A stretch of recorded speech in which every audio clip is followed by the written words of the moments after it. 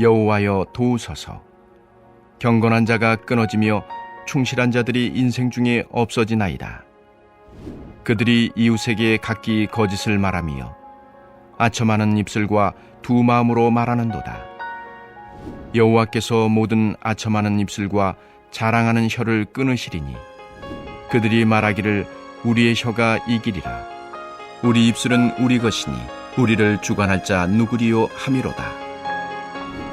여호와의 말씀에 가련한 자들의 눌림과 궁핍한 자들의 탄식으로 말미암아 내가 이제 일어나 그를 그가 원하는 안전한 지대에 두리라 하시도다. 여호와의 말씀은 순결하며 흑도가니에 7번 단련한 은 같도다. 여호와여 그들을 지키사 이 세대로부터 영원까지 보존하시리이다. 비열함이 인생 중에 높임을 받는 때에 악인들이 곳곳에서 날뛰는도다. 아멘. 오늘도 우리에게 주시는 하나님의 말씀을 통해 위로와 평화를 얻으시길 소망합니다. 우리가 길을 가다 보면 쓰레기가 무단으로 버려진 장소를 발견할 때가 있습니다. 그리고 그 장소에는 어김없이 이곳에 쓰레기를 버리지 마시오 라는 경고문이 붙어 있습니다. 왜 그곳에 쓰레기가 쌓이게 되었을까요? 그 이유는 어느 날 한 사람이 그곳에 처음으로 쓰레기를 버렸기 때문입니다. 그 사람은 자신의 편리를 위해 길에 무단으로 쓰레기를 버렸을 것입니다. 그런데 문제는 길을 가던 다른 사람이 그 자리에 쓰레기가 있는 것을 보고 자기도 쓰레기를 버리는 것입니다. 이렇게 여러 사람들이 각각 쓰레기를 버리게 되자 처음에 깨끗했던 장소가 쓰레기로 가득 차 더럽고 악취가 나게 되었습니다. 처음 쓰레기를 버린 사람은 이것이 큰 문제를 일으킬 것이라고 생각하지 않았을 것입니다. 하지만 한 사람의 악한 행실이 다른 사람들의 마음을 둔하게 만들었고 그로 인해 더 많은 사람들이 악한 행실을 하도록 만들었습니다. 시간이 흘러 쓰레기가 많이 쌓이게 되자 이제는 평상시에 착한 행실을 하던 사람도 그곳에 쓰레기를 버리게 되었습니다. 그곳이 암묵적으로 쓰레기를 버리는 장소가 되었기 때문입니다. 그러나 겹겹이 쌓인 쓰레기의 악취로 인해 그 주변에 사는 주민들의 고통은 날로 커져만 갔습니다. 이처럼 한 사람의 악한 행실은 강한 영향력이 있어 다른 사람들에게 급속히 퍼져갑니다. 이 악한 행동은 사람의 마음을 둔하게 만들어서 착한 행실을 하는 사람들까지도 어느 순간 악하게 만드는 것입니다. 오늘 시편 본문의 저자가 처한 상황도 이와 비슷했습니다. 시편 12편 1절에서 4절입니다. 여호와여 도우소서. 경건한 자가 끊어지며 충실한 자들이 인생 중에 없어지나이다. 그들이 이웃에게 각기 거짓을 말하며 아첨하는 입술과 두 마음으로 말하는도다. 여호와께서 모든 아첨하는 입술과 자랑하는 혀를 끊으시리니 그들이 말하기를 우리의 혀가 이기리라. 우리 입술은 우리 것이니 우리를 주관할 자 누구리요 함이로라. 모든 사람들이 아무런 죄책감 없이 불법으로 쓰레기를 버리는 세상, 이런 죄의식이 없는 악인들로 가득 찬 세상이 바로 시편 저자가 살고 있던 환경이었습니다. 모두가 불법으로 쓰레기를 버릴 때에 한 사람이 올바르게 쓰레기통에 가서 쓰레기를 넣으면 미련하다, 세상을 살아갈 융통성이 없다 하면서 비난을 받듯이 시편 기자도 이런 악인들의 비난으로 인해 점차 경건한 자와 충실한 자들과 같은 의인들이 사라지고 있다고 이야기하고 있는 것입니다. 악인들의 악행은 다양하지만 시편 기자는 악인들의 대표적인 악행으로 교만한 말에 대해서 이야기하였습니다. 악인들은 이웃 간에 서로 거짓말을 하고 입술로는 아부하며 두 마음을 품고 있었습니다. 두 마음이라는 것은 진실을 알고 있지만 진실대로 말하지 않는 것을 의미합니다. 즉 이것은 이중잣대를 가지고 이웃을 대하는 정직하지 않은 태도를 뜻합니다. 또한 악인들은 우리가 우리의 혀로 이길 것이다. 입술은 우리의 것인데 누가 우리를 제어하겠는가 하고 말하였습니다. 악인들이 이런 말을 하는 이유는 무엇일까요?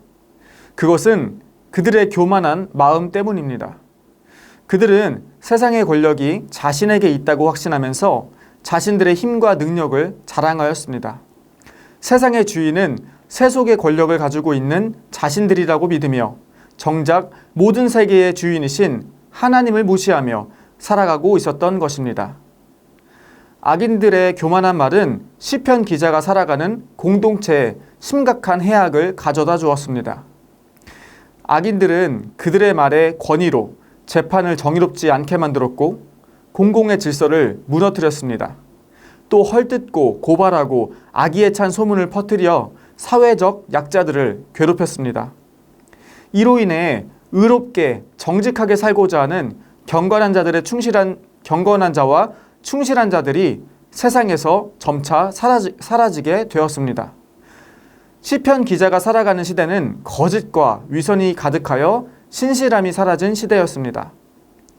악인들의 악한 행실과 악의 전염성은 점점 더 강해지고 있었습니다. 시편 기자는 의인이 없는 이 외로운 시대 가운데 하나님 한 분만을 의지하며 도움을 요청하고 있는 것입니다. 시편 기자는 하나님께서 모든 아첨하는 입술과 자랑하는 혀를 끊으실 것이라고 믿으며 하나님이 움직이시면 그가 악인들의 말과 행동을 중단하실 것이다 라고 고백하였습니다. 시편 12편 5절에서 8절입니다. 여호와의 말씀에 가련한 자들의 눌림과 궁핍한 자들의 탄식으로 말미암아 내가 이제 일어나 그가 원하는 안전한 지대에 두리라 하시도다. 여호와의 말씀은 순결함이여 흙 도가니 위에 7번 단련한 은 같도다. 여호와여 그들을 지키사 이 세대로부터 영원까지 보존하시리이다. 비열함이 인생 중에 높임을 받는 때에 악인들이 곳곳에서 날뛰는 도다. 하나님이 움직이시는 때는 언제일까요?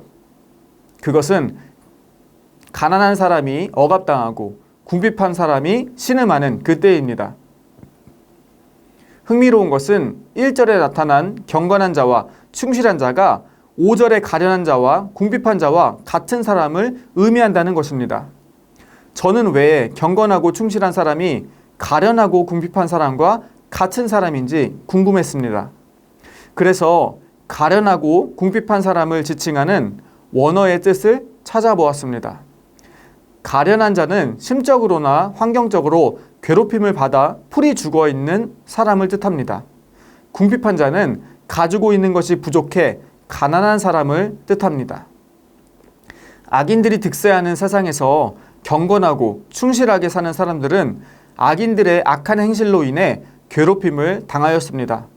악인들의 공격으로 인해 의인들은 낙심하거나 가난해지게 되는 등 여러 어려움을 겪게 되었습니다.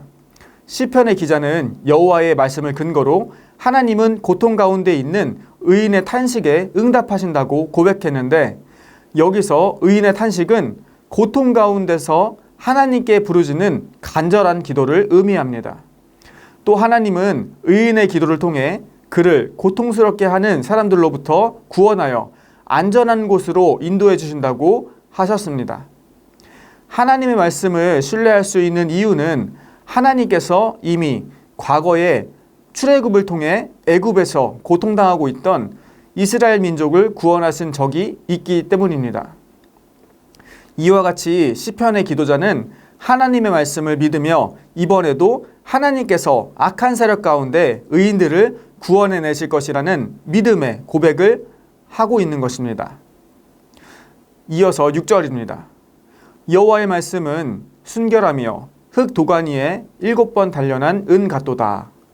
성경에서 7이라는 숫자는 완전한 수를 뜻합니다. 7번 단련한 은은 불순물이 없는 순결한 상태의 은을 의미합니다. 하나님의 말씀은 이 순결한 은과 같이 신실하며 확실하다는 것입니다. 이것은 악인들의 말과는 대조적입니다. 악인들은 두 마음이 있어 거짓말을 하고 아첨을 하고 자랑하지만 하나님의 말씀은 7번 단련한 은과 같이 신실하며 확실합니다. 그래서 시편의 기도자는 하나님의 변하지 않는 말씀을 신뢰하며 그 말씀을 근거로 하나님께 기도하였습니다. 시편의 기도자가 어려운 상황 속에서도 하나님을 향한 기도를 쉬지 않는 이유는 무엇일까요? 그것은 그가 의인들의 미래가 구원이라는 사실을 말씀을 통해 깨달았기 때문입니다. 의인의 기도가 쌓여서 하나님께 전달되는 그때에 하나님의 구원 사역이 시작되는 것입니다. 그럼 세상에서 고통받는 많은 의인들은 하나님의 정해주신 안전한 곳으로 이동하게 되는데 그때 구원을 얻게 되는 것입니다. 의인은 이 믿음을 가지고 비록 하나님의 구원의 때가 이르지 않았지만 확실한 구원의 때가 있을 것이라는 확신을 가지고 기도를 멈추지 않았던 것입니다. 이어서 7절입니다. 여호와여 그들을 지키사 이 세대로부터 영원까지 보존하시리이다. 기도자는 마치 하나님과 마주보고 대화하듯이 하나님의 이름을 부르고 있습니다. 그는 수많은 간구와 기도를 통해 하나님과 친밀한 관계를 가진 사람이었을 것입니다. 그래서 그는 기도 중에 외로움을 느끼기보다는 하나님께서 동행하신다라는 사실에 안도감을 느꼈을 것입니다. 이와는 다르게 하나님께 순종하지 않고 자신을 세상의 주인으로 여기는 사람들은 기도하지 않았습니다. 그들은 교만하여서 자신들의 권력이 영원할 것이라고 생각하였고 자신들의 심판자가 누구인지 깨닫지 못한 채로 살았기 때문입니다. 한편 의인들 중에 때로는 세상에서 높임을 받고 권세를 부리는 악인들의 무리를 보며 부러움을 느낀 사람도 있었을 것입니다. 또한 이러한 마음이 커져서 의인의 대열에서 이탈한 사람도 있었을 것입니다. 중요한 사실은 세상이 악할수록 악인들의 힘이 강해진다는 것입니다. 이를 반대로 해석하면 악인들의 힘이 강해질수록 세상은 더욱 악하게 변할 것이라는 것입니다. 시편의 기자는 하나님의 말씀을 의지하여 하나님께 부르짖는 기도를 하였습니다. 그는 이 기도를 통해 어려운 시기를 극복하고자 한 것입니다. 이제 우리가 살아가는 이 시대를 살펴보고자 합니다. 우리가 살아가는 시대는 시편 기자가 살았던 때처럼 악한 세상입니다. 우리는 연일 뉴스에서 보도되는 안 좋은 소식들을 통해 세상이 얼마나 악해져 가고 있는지 알게 됩니다. 우리는 끔찍한 사건과 사고가 일어난 것을 보고 사람이 얼마나 악한지에 대해 놀라워하기도 합니다. 악한 시대에 우리는 어떻게 살아가야 할까요? 악에 대항하여 악인들과 치열하게 싸워야 할까요? 오늘 시편은 우리에게 의인이 살아가는 방법에 대해 알려주고 있습니다. 그것은 하나님의 신실한 말씀을 의지하여 기도하는 것입니다. 오늘 우리에게 다가오신 하나님의 신실한 말씀은 무엇일까요? 요한복음 1장 14절입니다. 말씀이 육신이 되어 우리 가운데 거하시며 우리가 그의 영광을 보니 아버지의 독생자의 영광이요 은혜와 진리가 충만하더라. 아멘. 하나님의 신실한 말씀은 예수 그리스도가 되어 우리를 찾아오셨습니다. 예수 그리스도는 의인을 향한 하나님의 변하지 않는 사랑과 구원의 확신을 나타내는 살아계신 하나님의 말씀입니다. 시편의 기자가 하나님의 말씀을 의지하여 기도했듯이 우리는 살아있는 하나님의 말씀, 예수 그리스도를 의지하여 기도해야 하는 것입니다. 우리가 이러한 기도를 우리의 일상에서 실천하게 된다면 그것이 바로 하나님과 동행하는 신앙생활이 되는 것입니다. 그것이 악한 세상에서 살아가는 그리스도인의 구별된 삶입니다. 그럼에도 불구하고 그리스도인으로서 세상을 살아가는 데에는 많은 어려움이 있습니다. 하나님의 말씀대로 살아가는데 계속해서 어려운 일들이 생기게 됩니다. 우리는 이러한 상황을 어떻게 해석해야 할까요? 오늘 우리가 나눈 시편 본문에서 저자는 하나님께서 의인들의 탄식을 들으시고 움직이신다고 말씀하셨습니다. 하나님께서 의인들의 기도에 응답하신다는 것입니다. 세상이 악인들의 악으로 가득 찰수록 의인들의 기도도 더욱 강해지는 것입니다. 우리는 이 사실을 기억해야 합니다. 세상이 점점 더 악해질수록 그리스도인들이 기도는 더욱 강해질 것입니다. 그리고 이 기도들은 하나님께서 구원 사역을 시작하시는 원동력이 될 것입니다. 즉, 우리는 세상이 악해질수록 하나님의 구원의 때가 오고 있다는 사실을 깨달아야 하는 것입니다.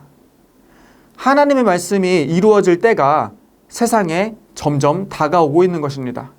그것은 곧 심판자이신 예수 그리스도의 다시 오심을 뜻하는 것입니다. 그러므로 우리는 점점 더 악해져가는 세상을 보고 낙심하거나 기도하는 것을 포기해서는 안 됩니다. 우리는 오히려 더욱 강하게 기도하며 하나님의 구원의 때를 기대하며 기다려야 하는 것입니다. 의인의 길로 가는 우리에게는 분명한 고난이 있습니다. 그 이유는 이 세상에 경건한 사람들과 충실한 사람들이 점점 더 사라질 것이기 때문입니다. 악인들이 그들의 악한 행실로 의인의 길로 가려는 우리를 공격하고 괴롭게 할 것이기 때문입니다. 우리에게 위로를 주는 것은 그리스도 예수께서 이미 우리가 당하는 고난을 겪으셨다는 사실입니다.